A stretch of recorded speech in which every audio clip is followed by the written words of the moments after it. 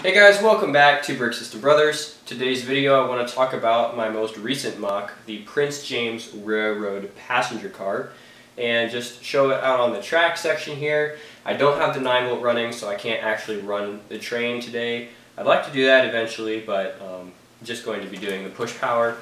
And I've actually done a couple of renders and some of the ideas I have going forward for this project, but I have completed 2 copies of this mock. So let's check out some details. So to help showcase the mock today is actually the Mile Train steam engine, and I finally got the decals put on for this. So the Mile Train theme actually was a big inspiration for this particular mock.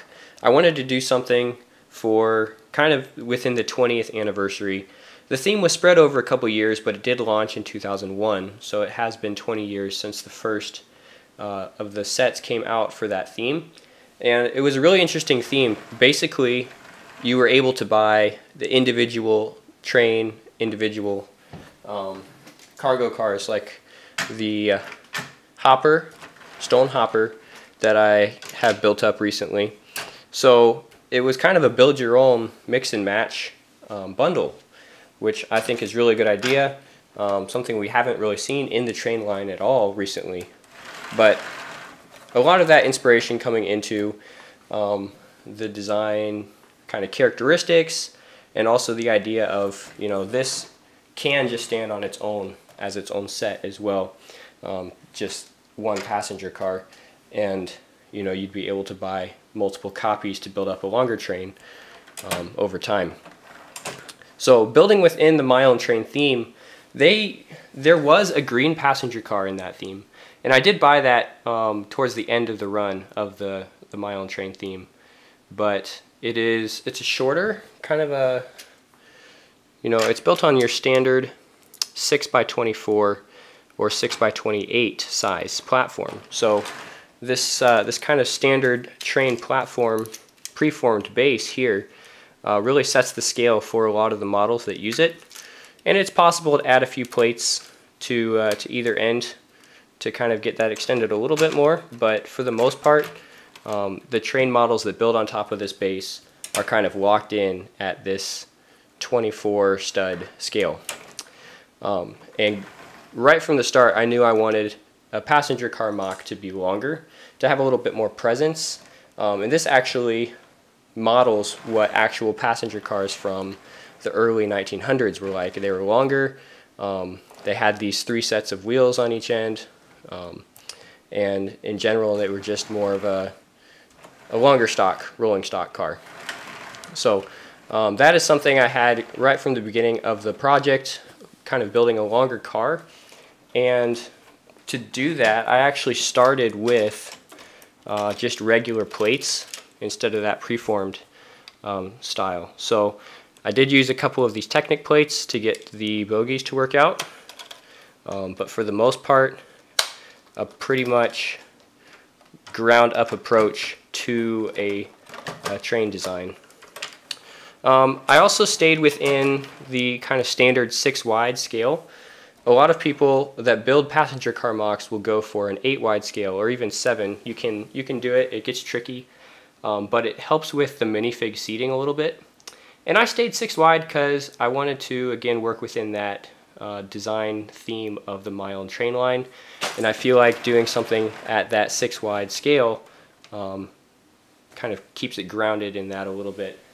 I think it looks better with the original Mile Train steam engine as well when you stay in that scale.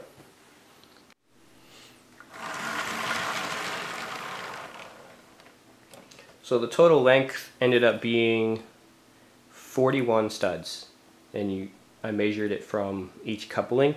So just to the railings here front and back is about 40 studs, and that's almost double the old 24.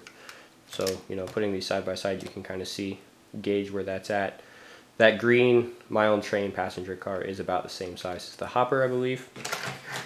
And I really like where that scales. Could have gone a little bit longer, but then you start to run into, you know, how much is this hanging over on the inside of the turn radius. once I get it back around there, you can kind of see it's almost, you know, it's the TTX cars do that well as well. They do hang over the track quite a bit. So just kind of finding a balance between, you know, not a really short car, but not so long that it's, you know, going to the midpoint of the curve between the trucks of the wheels. So striking the balance like I've discussed in other projects before. And, you know, once I had that bottom plate established, it was just a matter of building up. The one big detail on here that I am going to change when I get some parts here pretty soon is the little box under these windows. And I've actually done a render for how I want these to look. It's just a matter of getting some more 1x1 dark red tiles. Seems to be the part that's holding me back. So that will increase the piece count quite a bit, but as it stands, it's not a really small project either. I think this is 429 pieces as it is built at the moment. And it does have the removable roof, so I'll show you guys what that looks like. It comes off in 3 sections, and the interesting thing about the end sections is these little bars are actually attached to the roof section, and the white 1x6 plate just kind of guides where you're going to be putting this on and off. But that was really the best way to get these out on the end like I wanted without cluttering up the bottom where you're going to be stepping on to the car. So just attaching that to the roof section. And then the middle section I built a little bit wider so that when you are loading and unloading the car with passengers, you only have to take off the middle section to do that. But all 3 sections can come off. So the inside, there's actually only 6 seats in here. Just in terms of how many minifigures could sit in one car. That's a combination of, I wanted to leave an aisle on one side, so you could double it up, except the minifig arms start getting in the way. And the other thing with the arms is when you have the seats right up against the wall like this, you have to kind of put it next to a window so that those arms have somewhere to go, otherwise they're hitting the wall. The other thing you might see in here is these little green things. These are lamps. So the most luxurious of passenger cars would have electric lights, or even before that maybe some oil lights, but these would be electric, and these are just kind of a result of 2 different things coming together. The first thing would be just having a little more decoration going on inside the car, and the other thing is this exterior detail here using the 1x2 brick with the cross axle. So I wanted to plug that with a tan piece and have that kind of break up the solid white on the outside of the car. But in order to plug that hole, the rest of that part was going through the wall into the inside of the car. And so the lamps were a solution to utilize that pin, and it's just a simple 1x1 kind of construction here. And then that green glass continues up into the roof design. I'll have to bring in the other car because I haven't completely finished this one. But on the first car I built, I also included a little chandelier hanging down from the middle section. The other thing that is complete on this car that I wanted to show you is the door system.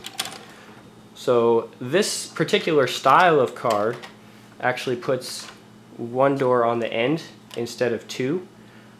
Some newer passenger cars would put the door on each end of the car. You'd actually have 4 total access points in each corner.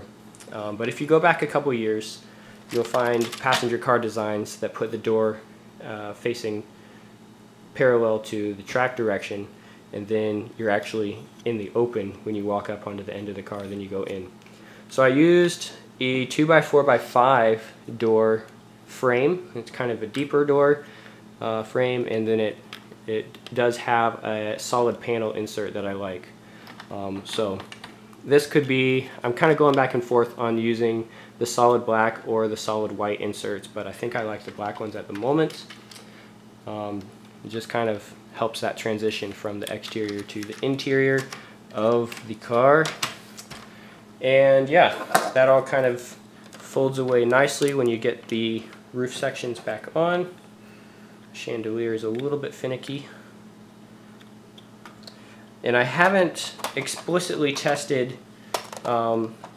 seating minifigs in the front row with that chandelier hanging down, so it might be the fact that it interferes with minifig heads when it's in there. I have tested just in general, and they do fit alongside in the windows there quite nicely, so that's good. So that has the spot for the chandelier, I just haven't added it yet. There's just a couple of studs where these attach, and secure enough that it doesn't come flying off, but loose enough to take it off by hand. And then you're off to the races. You might notice on my original, this was the first one I built, the one that has the chandelier, that also has the red sides. So this has much closer to the box effect I was going for, with kind of an offset color in the inside. And that render I had earlier, I'll put it up again. The overall shape is the same. So the rectangle, the dark red rectangle, and then a lighter inset. That's kind of the same thing going on here, and that's what I'm keeping, that style, but I'm changing the way that it's executed. So that will add some parts to the model. It'll probably bump it up over close to 450 per wagon, or per car, I guess. But still kind of a hefty but reasonable price count. One of the other MOCs I was looking at on Rebrickable, it was an 8-wide passenger car. It was about this long. And it was over 1,000 pieces. So I think there is a happy ground to travel somewhere in between the bare bones original My Own Train wagon, just over 100 pieces maybe, and you know, when you go for the 1,000-piece MOCs, you get to put in more detail at the expense of, well, expense. It costs more. It's more Lego. So I wanted to find that middle ground, and I think I did. The corners going around, this is the sharpest turn you're going to be going around. There's some compatible track on the market right now that gives you a larger radius corner, and I think that's better for realism when you're looking at layouts. But this is the official curvature that Lego has released, their railroad track. So I wanted to be sure that this MOC did play nicely on the standard Lego curves, and the only thing I was worried about during the build was these railings on the inside corner, if those were going to collide, and they don't. They do make it around the corner without hitting there. So the Prince James Railroad passenger car, my own creation for the My Own Train theme. 20 years later, I like it. I think it turned out well. This is on Rebrickable, and it is on my Flickr. The plans I have going forward, besides putting in that panel design, would be for a trailing end car. So at the end of the train, a lot of these passenger car styles had a slightly different modified one called an observation car, and then on the back of the train there was actually a spot to go out. It was a little more closed off, it had a railing, and it was specifically for observing the scenery as you trundled through the countryside from the back of the train. So the observation car for Prince James Railroad, I have a preliminary design for that. It hasn't been built yet. That's probably the next one I will build once I get some of these pieces in. And going forward there, I'll have a 3-car train with the trailing observation car. I think it'll look really sweet, especially once I have a little more permanent layout, or not as temporary. I don't know if I'm going to be getting anything permanent going for a while, but yeah, a nice looking layout up and running. I'd like to have the Prince James cars going on that as part of a little showcase or something. So yeah, a couple things to do going forward, some ideas here and there floating around, but I did get these two built within 2 days, so it went together pretty quickly, and then I just used this as the base for my digital model, and that the studio model will generate instructions, and that is what I have on Unbreakable. So thanks for checking this out, guys. The Prince James Railroad passenger car mock, kind of an extended version of a passenger car within the design theme of My Own Train. So the 20-year-old nostalgia and some of the modern parts usage that we're able to do with today's bricks coming together to make this work, and working really well. I think this turned out just as well as I was hoping for it to do. Alright, thanks for watching, guys. We will see you next time on Brick System Brothers.